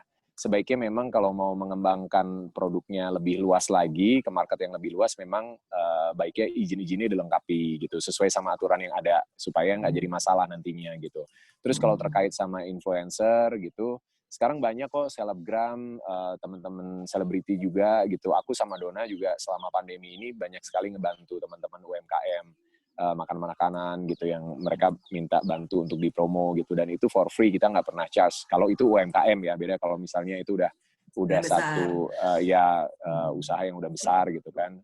Tapi kalau untuk UMKM kita benar-benar bantu, tinggal kirim aja gitu. Nah sempat juga bantu ada temen di Kebumen, dia dulu kru aku, terus karena pandemi dia pulang, terus dia baru bikin juga itu minuman sari jahe, jadi semacam sirup tapi jahe gitu ya. Cuma ya itu kendalanya ketika dikirim, dia kirim 2 botol, yang satu pecah gitu kan. Jadi aku cuma bisa posting 1 gitu. Nah ini juga perlu dipikirkan tuh, masalah kemasan, masalah pengiriman gitu. Karena konsumen kadang kalau terima dalam kondisi kayak gitu, mungkin ada yang bisa ngerti, ada yang nggak mau tahu, sehingga akhirnya dia mungkin produknya bagus dan dia suka, tapi karena kondisinya seperti itu, mungkin akhirnya dia nggak repeat order lagi gitu kan. Itu juga harus dipikirin gitu. Jadi banyak banget sih elemen-elemen yang kita harus siapin memang dalam berbisnis, apalagi kalau bisnisnya di makanan dan spesifik, apalagi kalau itu kesehatan gitu kan. Gitu. Tapi tetap semangat ya Mbak, semoga semakin berkembang. Thank you. Nanti dikirim aja. Terima kasih. Ya beneran loh. Tak tunggu alamatnya. Iya. Thank you Fit. Thank you Mbak Fitria. Biar dari Tegal nggak terkena lockdown-nya aja. Iya. Thank you. Good luck buat bisnisnya. Itu penting juga ya packagingnya. Tadi benar ya, botol kaca kalau misalnya dikirim keluar kota memang ada kemungkinan pecah. Jadinya sebenarnya either kita ganti packaging atau pengemasannya yang benar harus ekstra gitu kali ya. Benar. Iya. Karena kan ganti packaging juga nggak gampang kali ya. Iya. Gitu ya. Oke, nextnya kita ada yang mau ngobrol lagi nih. Kebetulan ada Mas Yudi. Hai Mas Yudi, coba Mas Yudinya mana nih? Mas Yudi tadi katanya mau nanya, sekalian di kamera aja ya Mas Yudi. Mas Yudi, hai. Silakan. Halo, Mas Yudi. Mbak. Hai. Mas Yudi bisnisnya hai, apa? Mbak. Hai, bisnis Hai. furniture ya, benar ya? Tadi aku lihat. Bukan, Mbak. Oh, salah ya? Bukan. Aku main nembak ke furniture aja. Ya, silakan. Bisnisnya apa nih, Mas Ya. Yudi? Mas Yudi Wisnu ya? Sebelumnya aku say hi dulu sama Mbak Anita, iya. sama Mbak Niken. Kebetulan aku temannya mereka, Mbak. Oh, emang teman. Hai, ada temannya nih, Mbak Nita. Halo. Halo, Mbak. Yes. Oke, jadi gini, aku tuh dari 2008 pada saat itu, ya sebetulnya latah lah ya. Awalnya tuh latah. Oh, banyak kedai kopi nih. Oh, banyak minuman kekinian nih, gitu kan ya. Sehingga kita coba deh, gitu loh. Awalnya suka jajan, terus ternyata kita beli mesin espresso rumahan sendiri, kok enak gitu. Akhirnya kita coba, oh enak, oh ternyata kita kasih teman-teman, oh suka, oke, terus ya oke, kita jalan deh gitu. Nah setelah itu kita jalan, responnya oke pertamanya. Setelah itu, tapi terus jalan. Nah itu ada beberapa ritme yang saya kira kok agak-agak sedikit aneh. Jadi ada satu momen di mana itu tuh tinggi gitu. Ada satu momen di mana itu nol sama sekali. Oke, nggak Gitu. stabil Jadi ya berarti ya? Nggak jual sama sekali. Jadi stabil nggaknya si penjualan itu yang aku tanyakan. Itu yang pertama. Yang kedua, kan sekarang banyak orang yang kayaknya kok mau ngeluarin duit sulit gitu ya. Jadi kok gue mau spend uang 15.000, 20.000 gitu untuk sebuah gelas kopi atau minuman kekinian, kok kayaknya gimana gitu ya. Nah sekarang kita coba ngeluarin nih gitu, yang cuman kopi cup yang cuman gocengan kayak atau berapa yang maksudnya itu biar masyarakat tuh jadi tahu produk kita, tahu brand kita. Nah itu yang sudah kita lakukan saat ini. Terus kita coba taruh nih Mbak ke toko-toko kelontong gitu ya. Nah maksudnya kita supaya menekan biaya kos untuk promosi gitu ya. Di medsos tetap, terus below the line-nya juga tetap gitu jalan gitu ya. Itu yang kita lakukan. Pertanyaanku, apakah itu efektif? Yang kedua, apakah berimpact nanti ke produkku yang sebetulnya yang jadi core bisnis awal? Takutnya ini malah kemakan nih, malah kegerus nih. Orang-orang tahunya murahan gitu ya, sedangkan yang core bisnis awalnya tuh malah nggak kesentuh. Itu sih Mbak pertanyaanku. Ini berarti minuman kekiniannya kopi ya? Sebetulnya macam-macam sih Mbak, macam-macam. Jadi kayak ada Yakult, ada seri susunya, ada seri Yakultnya, ada seri buah-buahannya gitu. Banyak sih sebetulnya. Oh, oke. Yes. Thank you ya, Mas Yudi ya. Coba dijawab sama Mbak Nita dan juga Darius. Mbak Nita dulu kali ya. Ini menjaga kestabilan nih, kan naik turun banget ya. Ini juga pasti dialami sama banyak orang ya. Tadinya naik banget, terus turun banget. Ini biasanya penyebabnya gara-gara apa sih, Mbak Nita? Yang seperti ini nih? Iya, misalnya gini, hal yang kayak gitu sih memang banyak faktor juga ya. Tapi kayaknya kita harus balik lagi juga ke brandnya dan produk kita sendiri gitu. Kayak tadi ini aku biasanya panggilnya Mas Harto, makanya bingung Yudi Wisnu. Ganti nama ya Mas? Ganti nama. Ya anyway, aku panggil Mas Yudi aja ya di sini ya. Mas Yudi. Kayak tadi gitu kan Mas Yudi. Mas Yudi tuh kalau misalnya ada orang nanya jualannya apa, harus bisa jawab dalam satu kata. Sebenarnya jualan kopi, jualan jus, jualan apa nih gitu. Karena supaya yang tadi saya bilang, gimana caranya supaya konsumen itu ingat nih, kadang-kadang itu awareness itu kan orang ngelihat sekali nggak harus langsung beli, tapi orang lihat sekali, ingat, kemudian pada saat dia butuh yang dibeli produk kita. Itu kan yang penting. Kadang-kadang kalau jualannya terlalu banyak, akhirnya orang nggak tahu nih sebenarnya dia itu expertise-nya tuh jualan apa, jualan apa nih, gitu. Itu pertama. Yang kedua adalah kalau misalnya nih ternyata saya tadinya tuh targetnya adalah misalnya kelas menuju menengah gitu kan. Menuju menengah yang harganya 15 sampai 20, tapi ternyata kok itu kurang laku ya. Produk saya ternyata yang laku itu yang lebih di bawah. Kalau menurut saya itu nggak apa-apa juga untuk merevisi target market kita. Yang mana yang paling menguntungkan, yang mungkin justru yang 5.000 itu lebih banyak dibeli karena memang kompetitornya belum ada. Kalau misalnya produk-produk kopi kekinian, itu sekarang di mana-mana orang jualan kopi kekinian. gitu. Sehingga banyak banget nih pilihan lainnya. Dan biasanya orang kan suka kurang loyal ya. Hari ini coba ini, hari ini coba ini, hari ini coba ini lagi dan sebagainya gitu. Tapi mungkin justru tadi yang katanya kopi cup yang harganya 5.000 yang justru di warung-warung mungkin nanti dimulai dengan lebih besar lagi warung-warungnya, dimasukin lebih luas lagi warung-warungnya sehingga volumenya lebih banyak, dan kalau itu yang menguntungkan, menurut saya kadang-kadang nggak apa-apa kita juga melihat ternyata memang yang lebih menguntungkan itu adalah konsumen target market yang seperti ini. Gitu. Seperti itu sih. Jadi kita kadang-kadang sebagai entrepreneur itu harus make decision. Kita tuh maunya di mana, kita maunya apa dan mainnya di mana. Karena kalau dari kita sendiri aja ganti-ganti, konsumen juga akan bingung nantinya. Gitu. Kita tuh sebenarnya jualan apa sih gitu. Brand ini tuh sebenarnya stand for apa sih gitu.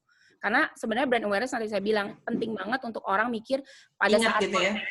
Pada saat mau traveling nih kayak Mbak Irina nih. Aku yakin mulai sekarang begitu mau traveling pasti yang dibeli rendang sederhana. Oh iya dong. Karena aku tahu nggak akan bocor kalau di koper lagi. Koper. Terus sialku jadi nggak mau rendang karena nggak akan bocor ya dong. Kalau menurut aku sih itu ya kira-kira. Penting ya. Tadi soalnya waktu kita ajak ngobrol juga Mas Yudi aku tanya kan tadi bisnisnya apa, minuman kekinian apa gitu ya, terlalu banyak jawabannya. Jadi mungkin harus dipersempit kira-kira mau di mana nih tempatnya nih Mas Yudi, mau apa yang dijual, harus lebih spesifik gitu ya, biar orang juga gampang ingetnya gitu ya. Karena brand kekinian udah banyak. Tadi Mbak Nita pertanyaannya Mas Yudi soal apakah yang dilakukan sudah efektif nih, ngomongin soal, kan Mas Yudi bilang masukin ke warung kelontong dan sebagainya. Apakah sudah efektif atau harus ada lagi yang harus dikerjakan, mungkin masukin ke GrabFood atau GoFood misalnya, atau apa? Iya, kalau misalnya memang targetnya itu adalah yang di bawah ya, which sebenarnya sekarang walaupun pandemi banyak juga tuh orang-orang yang pada nongkrong-nongkrong di warung gitu kan ya, dibanding mereka beli online. Nah, kalau misalnya memang konsumennya itu tipenya segitu, ya balik lagi, kalau memang konsumennya adanya di situ, menurut saya ya itu aja yang dilakukan dan lakukanlah research gitu. Jadi kayak, oke nih di warung ini yang laku berapa, ini gimana, jadi belajar juga dari situ. Gitu. Kemudian dilihat sebenarnya, ternyata yang laku itu adalah kalau misalnya tipe warungnya yang seperti ini ya. Tipe warung seperti ini enggak ya. Berarti besok yang dicari adalah tipe warung seperti itu tapi jumlahnya dibesarkan. Oke. Warung seperti apanya juga penting ya berarti ya. Ya, betul. Ya. Gimana Mas Yudi? Udah ya? Oke. Satu aku mau ada experience satu dikit. Jadi gini, awalnya sebetulnya kita masuk ke warung-warung, kira saya sebetulnya ini juga di luar dugaan sebetulnya Mbak Anita. Ternyata tidak semua warung tuh mau serta-merta welcome gitu sama produk itu. Itu yang bikin saya kaget sebetulnya. Jadi kadang-kadang saya nggak tahu kan, kadang-kadang sebetulnya kalau di pikiran kita, kan lo nggak perlu modal apa-apa, lo cuma nitip ke kulkas lo, terus lo pasti dapat income. Ternyata nggak semua warung lo. Itu yang bikin saya takjub. Betul. Jadi memang kalau misalkan dari 10 warung misalkan itu 5 tuh pasti nge-reject gitu. Jadi setengahnya itu pasti nge-reject. Yang itu sih yang jadi halangan gitu. Tapi oke lah. Tapi itu yang realita yang terjadi sih. Oke. Karena gini, kita juga mungkin ini sedikit ya Mbak aku tambahin, ini mungkin untuk pelajaran yang lain juga. Pada saat kita masuk ke store, kita juga harus pikirkan bahwa ke toko gitu ya, ke warung, ingat loh space mereka tuh kecil. Gitu. Ya kan? Jadi pasti mereka akan pikirin kalau misalnya ada barang baru saya masukin sini, berarti ngurangin space saya. Kalau barang ini nggak laku, berarti nanti ngurangin space buat barang-barang saya lain yang laku misalnya. Kayak gitu. Nah, itu juga harus dipikirkan sih. Jadi model seperti apa nih yang mau ditawarkan sama mereka misalnya. Hal yang seperti itu. Oke. Mereka juga punya keterbatasan space, nggak bisa semuanya diiyain gitu Mbak Nita ya. Nah, ini ada pertanyaan juga nih, saya bacain aja ya. Ini bagus dari Mbak Tri Damayanti. Mbak Nita dan Mas Darius boleh sharing nggak gimana caranya untuk bisa masukin produk kita ke supermarket? Ini berhubungan dengan yang kita omongin sekarang sebetulnya ya. Langkah awalnya gimana? Karena memang nggak gampang kan masukin produk ke supermarket ya. Untuk apalagi buat awal-awalnya nih. Nah, ya kan? Seperti tadi Mbak Nita bilang kan, supermarket ataupun warung ya itu kan tempat gitu kan, dan itu punya keterbatasan. How do we approach them gitu. Ini mungkin berguna juga buat Mas Yudi ya nantinya. Gimana nih? Mungkin Darius mau menjawab? Oke, aku sharing mungkin sebelum kita kerjasama sama kayak ide ya. Kebetulan kita tuh beneran UMKM gitu. Kita cuma staff kita itu cuma yang benar-benar in-house sama kita itu cuma 4 orang. Gitu. 3 di kitchen, 1 itu ngurusin semuanya lah gitu. Terus ada ownernya 4 gitu. Tapi ownernya juga nggak incas setiap saat gitu. Jadi ketika kita mulai distribusi, memang kita pakai sosial media pertama, Instagram itu yang paling jadi ujung tombak kita lah pada saat awal gitu kan. Terus kita masuk ke kebetulan ada network ke restoran sederhana, kita titip di beberapa restorannya, tapi itu juga nggak gampang karena kan kalau di restoran sederhana ownership-nya kan beda-beda ya. Gitu, jadi harus ya perlu personal approach juga ke sana gitu kan. Kita ketemu manajernya, kita jelasin produknya seperti apa, kita tawarkan kerjasamanya seperti apa gitu. Sampai akhirnya kita merasa bahwa kita udah siap untuk masuk ke offline store yang lebih besar gitu. Nah ini juga pertama mungkin yang harus dipunyai adalah network. Setelah punya network ya harus punya willing untuk kontak dan punya mental tangguh untuk ditolak gitu. Karena apalagi untuk produk baru itu nggak mudah memang untuk mengconvince offline store, apalagi yang chain besar ya, untuk mau mereka menerima produk kita, untuk produk kita bisa di placement di tempat mereka gitu kan. Kalau nggak laku gimana gitu. Nah ini takes time lah pasti. Sampai akhirnya kita dapat opportunity dan balik lagi kalau produknya bagus, kemungkinan besar untuk diterima itu pasti akan lebih besar gitu ya. Kemungkinan untuk diterima itu lebih besar kalau produknya bagus. Jadi produk bagus itu apa? Ya kualitasnya, ya mutunya gitu ya. Terus selling point yang bisa ditawarkan ke konsumen dari offline store itu sendiri. Packagingnya seperti apa gitu. Itu makanya ketika gabung kerja sama kayak Ide, salah satu yang benar-benar di rework adalah packaging gitu. Karena packagingnya butuh yang lebih advance, yang lebih bagus untuk bisa masuk ke offline store, gitu. Jadi memang network, kualitas dari produknya sendiri dan usaha untuk bisa convincing si offline store-nya sendiri. Dan itu kan sistemnya macam-macam ya. Ada yang memang mereka bisa langsung titip edar di sana gitu kan. Ada yang kita harus ada cost yang harus kita keluarkan juga untuk bisa sampai di placement di store-nya gitu. Oke. Jadi mesti pantang menyerah ya pokoknya Darius ya. Ditolak itu biasa ya. Harus selalu ditolak itu biasa. Pengusaha UMKM nggak boleh baper. Kalau tadi Mas siapa? Mas Yudi bilang Mas Yudi bilang dari 10 5 ditolak, bagus daripada 10 diterima ya? Tapi nggak laku juga gitu kan, lebih pusing lagi nanti.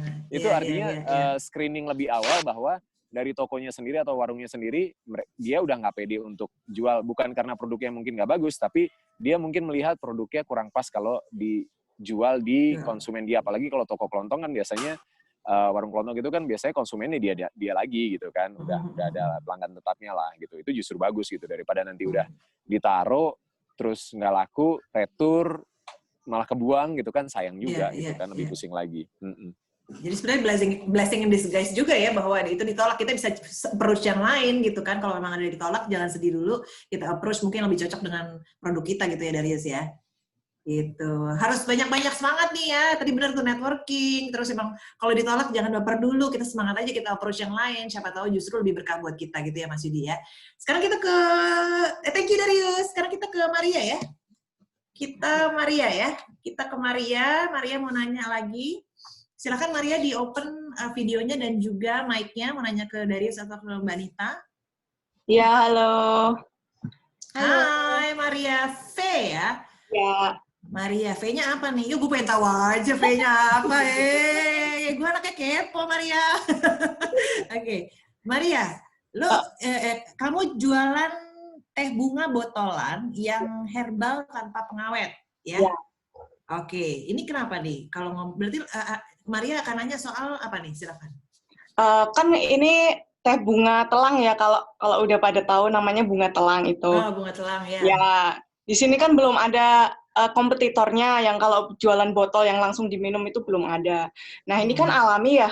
Jadi nggak pakai bahan-bahan yang kayak bubuk-bubuk itu nggak ada. Jadi serba alami semua. Nah, tantangannya itu kalau bahannya alami, harga di pasar itu kadang 1 kilo bisa 12.000. Tapi ada juga kalanya 1 kilo saya beli 50.000 sampai seperti itu. Nah itu kadang saya juga bingung sih ngambil persentase keuntungannya tuh berapa, padahal juga cuma teh ya, istilahnya cuma teh, minuman yang ringan gitu. Tapi kalau mahal kan ya gimana gitu. Saya minta tips aja dong, itu gimana cara ngatasinnya gitu. Iya, thank you Maria V, yang V-nya rahasia. Mbak Nita, ini menarik banget nih, kalau ngomong soal bisnis makanan terutama ya, ataupun minuman, kita ngomong soal bahan baku ya kan, bahan baku kan naik turun harganya. Sedangkan tadi Mas Darius sempat cerita, Mas Darius, tadi gue udah manggil nggak konsisten banget gue ya, sebentar Mas Darius, sebentar Darius. Kan kalau nentuin harga, udah nggak berubah 6 tahun, ya kan? Itu kan susah nih, gimana caranya dengan bahan baku yang naik turun, tapi harga nggak berubah terus gitu. Ini penting nih kayaknya. Silakan Mbak Dita atau Darius yang mau jawab dulu. Siapa yang mau jawab? Mbak Dita dulu, habis itu Darius. Dariusnya masih senyum-senyum soalnya. Oke, Mbak Dita gimana nih menentukan harga nggak berubah-berubah, padahal bahan baku berubah terus harganya? Yes. Oke, gini Maria, kalau misalnya kamu nih, misalnya kamu sudah sudah tahu nih sebenarnya kamu tuh produksinya berapa sih setiap bulan gitu ya, untuk yang bisa terjual. Itu kan kalau kamu udah lama jualan tuh biasanya kamu udah tahu kira-kira, udah tahu lah angka-angkanya sekitar berapa nih saya bisa jualannya gitu ya. Nah, coba usahakan kamu punya langganan gitu. Kamu punya langganan yang nanti untuk beli bahan baku kamu. Itu penting banget. Misalnya, banyak banget UMKM tuh yang biasanya cuma belanjanya di pasar, gitu. Ya udah, beli di pasar. Jadi hari ini misalnya cabenya mahal, waduh, saya rugi. Tapi kalau pas cabai murah, saya untung, gitu kan. Nah, tapi sebenarnya di pasar pun itu kan banyak banget tuh pedagang-pedagang yang kamu tahu sebenarnya kamu udah pernah pasti beli di banyak pedagang, dan kamu tahu nih ada satu pedagang ini tuh yang fresh, yang kamu tahu kualitasnya tuh oke, yang pas banget sama yang kamu butuhin dan harganya oke, jadikanlah dia langganan kamu, Maria. Gitu. Nah, biasanya dia kalau udah langganan tuh dia bisa baik, dia bisa telepon kamu dan bilang, "Mbak, ini misalnya bunganya udah lagi kosong loh, Mbak," gitu, nggak mau ngambil aja sekarang. Takutnya minggu depan soalnya harganya naik. Misalnya. Gitu.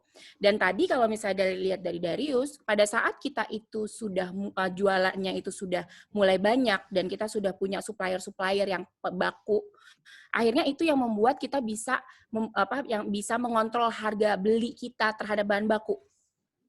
Gitu. Dan biasanya kenapa sih kok kayak pabrik-pabrik itu biasanya kalau misalnya jual satu bisa murah ya? Karena kalau kita beli sesuatu itu dengan jumlah yang makin besar, biasanya harganya makin murah. Gitu. Artinya pada saat rendang sederhana itu jualannya makin besar, gitu, secara nggak langsung, misalnya nih harga packaging, kalau misalnya ngeprintnya cuma 100 biji, misalnya kan, kalau cuma ngeprint 100 biji, misalnya satu packagingnya harganya misalnya 3.000. Kalau ngeprintnya udah 5.000, harganya misalnya jadinya 2.500. Misalnya. Gitu. Jadi kan harga per produknya juga jadinya lebih rendah. Nah, Maria itu harus punya kayak langganan yang memang udah biasa dibeli, yang memang bikin network sama dia, sehingga itu bisa membantu kamu juga untuk menekan penjualan. Dan biasanya kalau udah kayak gitu, bapaknya baik kok, karena kita ada juga UMKM salah satu kita yang gitu, tadinya cuma beli di pasar aja. Sekarang dia udah punya nih, kayak tukang di pasar yang udah biasa nih, saya beli cabenya sama dia gitu. Jadi dia bakal kasih tahu, "Bu, cabai lagi mahal nih Bu, mendingan sekarang belinya lebih banyak deh," gitu. Soalnya kayaknya besok bakal naik. Gitu. Kayak gitu sih Mbak Maria, mudah-mudahan bisa bantu jawab ya. Ya, thank you Mbak Nita. Sama-sama. Gitu ya Mbak Maria ya, jadi siapa tahu bisa lebih stabil ya harganya dan juga penjualannya nih ya nextnya karena udah tahu trik-triknya ya. Ada yang mau ditambahin mungkin Darius dari penjelasannya Mbak Nita? Enggak, kayaknya udah oke banget itu. Benar. Udah oke banget ya? Supply chain-nya aja yang memang harus diperhatiin gitu, dan sebisa mungkin memang kapasitas produksinya juga dijagain gitu kan. Jadi kita punya minimum nih, punya bottom line berapa gitu kan. Terus kalau maksimalnya bisa di berapa gitu. Nah, kalau udah udah benar-benar berkembang, nanti bisa dinaikin sampai kapasitas berapa gitu. Itu akan sangat membantu, dan memang semuanya harus di riset ya, di riset dan di exercise terus sih. Kita nggak boleh ngerasa udah nyaman terus ya udah tinggal jalan aja. Itu yang kadang bikin kita terlena. Kita pikir bisnis kita udah oke gitu kan, padahal mungkin akan ada kompetitor baru atau trennya bergeser gitu kan, konsumen punya pilihan-pilihan produk yang lain yang sejenis gitu. Itu yang harus kita perhatiin. Jadi kalau kita berkembang terus, kita riset terus, kita exercise terus dari semua elemennya, kita akan siap gitu dan akan lebih fluid untuk ngikutin dinamika di dunia bisnis ini gitu. Di pasar gitu ya, dan juga buat memberikan yang terbaik juga buat customer. Oke, gitu Maria Ferhasia. Good luck buat bisnisnya ya. Ini sebetulnya pertanyaannya banyak banget. Pengennya sih dibacain semua dan dikasih kesempatan semua buat di video, tapi nanti kita sampai jam 7 malam ya kebetulan. Keburu hujan nih. Darius kehujanan lagi tuh. Tadi gue denger ada suara ayam. Gimana tuh ya? Ini seru banget di sini pokoknya. Seru ada ayam ya? lewat-lewat, ada ayam lewat tadi gue dengar. Oke. Thank you so much nih untuk Femalicious yang udah bertanya dan juga tadi udah ditaruh video juga beberapa ya. Kayaknya perlu nih Mbak Nita dan juga Darius memberikan tips dan juga semangat nih untuk para peserta yang hadir hari ini yang mungkin nggak bisa semuanya kita taruh di video ya. Mungkin dimulai dari Mbak Nita dulu, tips dan triknya dan juga semangat nih untuk para Femalicious yang ikut webinar hari ini yang menjalani bisnis UMKM. Silakan Mbak Nita. Ya, gini teman-teman, banggalah menjadi UMKM sekarang, gitu ya. Dan ini adalah saat tepat buat kalian kalau memang mau menjadi entrepreneur. Berpikirlah sebagai entrepreneur, jangan berpikir sebagai salesman, gitu. Jadi supaya lebih banyak ke depan. Dan jangan pernah berpikir bahwa saya kan cuma pengusaha kecil gitu. Karena semua pengusaha besar itu awalnya dari pengusaha kecil, gitu. Harus ingat bahwa yang disebut UMKM itu adalah usaha yang setahunnya itu omsetnya di bawah 4,8 miliar. Bukan hanya UMKM itu bukan hanya kayak saya jualan dari rumah gitu. Banyak sekali UMKM yang awalnya dari rumah itu menjadi besar.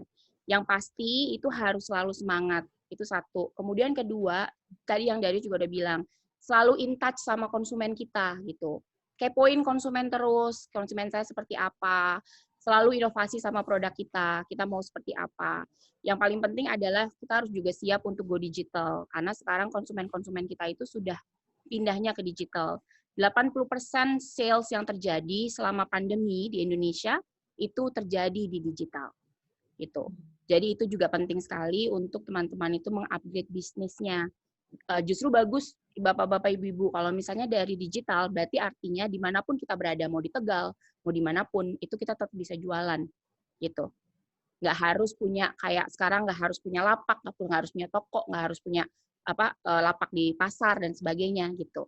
Hal seperti itu aja sih. Terus semangat, memang nggak mudah, tapi kalau misalnya passionate, semangat, dan selalu bahagia mengerjakannya, insya Allah bisa sukses, bisa berkembang. Mudah-mudahan ini juga nantinya ke depannya bisa membantu kita semua untuk menambah pekerjaan. Kalau misalnya kita nanti brandnya besar, udah gitu juga secara nggak langsung kita juga membantu perekonomian di Indonesia. Kira-kira seperti itu. Semangat terus. Terima kasih banyak atas pertanyaan paling serunya. Thank you, Manita, inspiratif banget ya. Next-nya, Darius, sebelum kita pamit, mungkin ada yang mau disampaikan buat Femalicious, tips and trick, ataupun semangatnya nih. Ya, Irina, yang pasti mungkin semua pengusaha akan bilang jadi pengusaha itu nggak pernah mudah gitu kan. Tapi akan lebih jauh menyenangkan daripada cuma jadi pekerja gitu. Karena pada akhirnya kita bisa bekerja sesuai dengan passion kita, sesuai dengan apa yang kita cintai, kita sukai. Dan biasanya kalau kita bekerja di situ akan lebih nyaman gitu. Seperti yang tadi Mbak Anita juga bilang, kita berinovasi segala macam. Itu kita harus melihat peluang, kita harus melihat marketnya udah bener atau belum.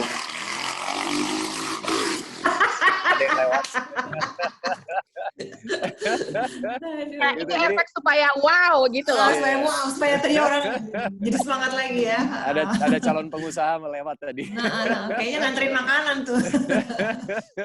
Jadi dan manfaatkan juga teknologi yang ada gitu kan di berbagai macam platform, khususnya Instagram, lalu juga Facebook itu biasanya udah disiapin juga untuk kita bisa memonetize usaha kita supaya benar-benar bisa sampai ke target market yang spesifik sesuai sama jenis yang kita jual gitu, jenis produk yang kita jual gitu. Nah, kalau di Twitter biasanya tuh lebih banyak orang-orang baik tuh.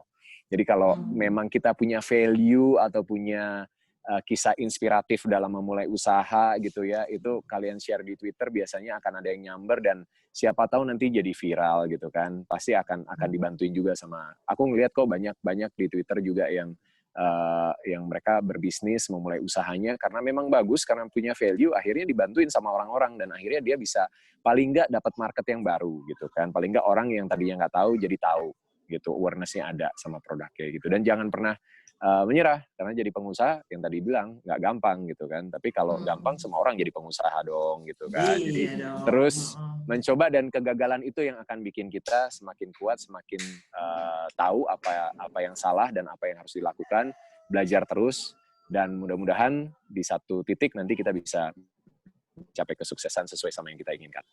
Yes, thank you Darius. Amin, semoga kita semua tetap semangat ya.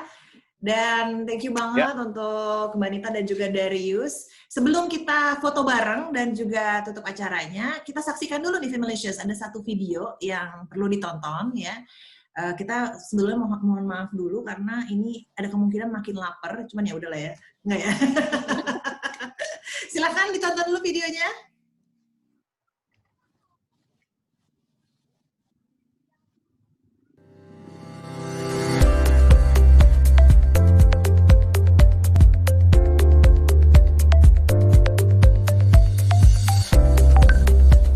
Rendang adalah makanan populer dari Sumatera Barat yang terkenal di Indonesia dan juga dunia.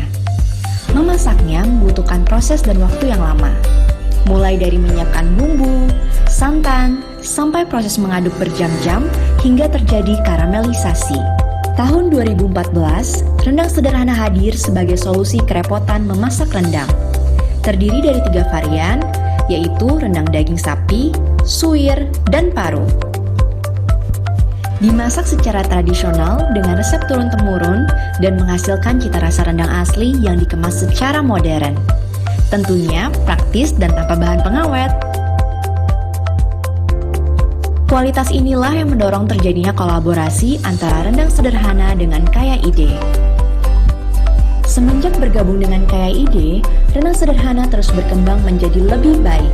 Selain volume penjualan yang semakin tinggi dan packaging yang mudah dibawa, rendang sederhana kini bisa dibeli di beberapa supermarket seperti Allfresh dan Loka, serta marketplace seperti Tokopedia, Shopee, dan Blibli.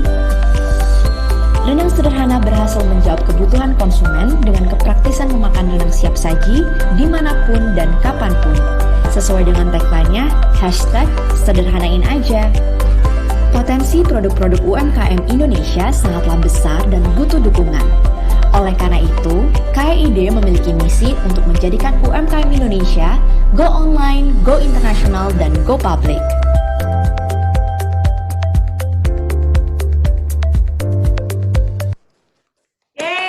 Bener kan? Ada yang sugesti nyium bau rendang nggak? Kok gue kayak nyium bau rendang di sini, padahal cuma lihat video doang. Lapar bener ya. Aduh, sebelum kita pamit, saya ucapin thank you banget nih buat tamu kita hari ini, Darius dan juga Manita. Thank you so much.